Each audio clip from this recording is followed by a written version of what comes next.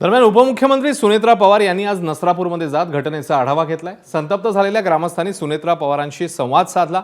त्यानंतर मुख्यमंत्र्यांना फोन करून ग्रामस्थांचा त्यांच्याशी संवाद साधून देण्यात आला।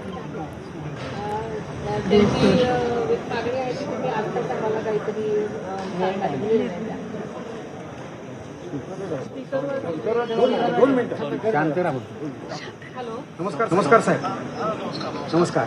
आमची अशी इच्छा आहे की ज्या मुलीवरती हा अत्याचार झालेला आहे त्या मुलीच्या आई वडिलांसोबत आपल्या भारताचे केंद्रीय मंत्री अमित शहाजी यांनी त्यांच्याशी बोलून त्यांच्याकडून आम्हाला आश्वासन पाहिजे, तुम्ही तो पाठपुरावा करावा म्हणून महाराष्ट्राचे गृहमंत्री आणि मुख्यमंत्री म्हणून तुमची जबाबदारी आहे।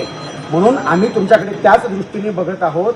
आज त्या मुलीचे आई बाबा मेल्यासारखे आहेत साहेब, आम्हाला तुमच्यावर विश्वास आणि आहे, आम्हाला तुमच्यावरती पूर्ण विश्वास आहे।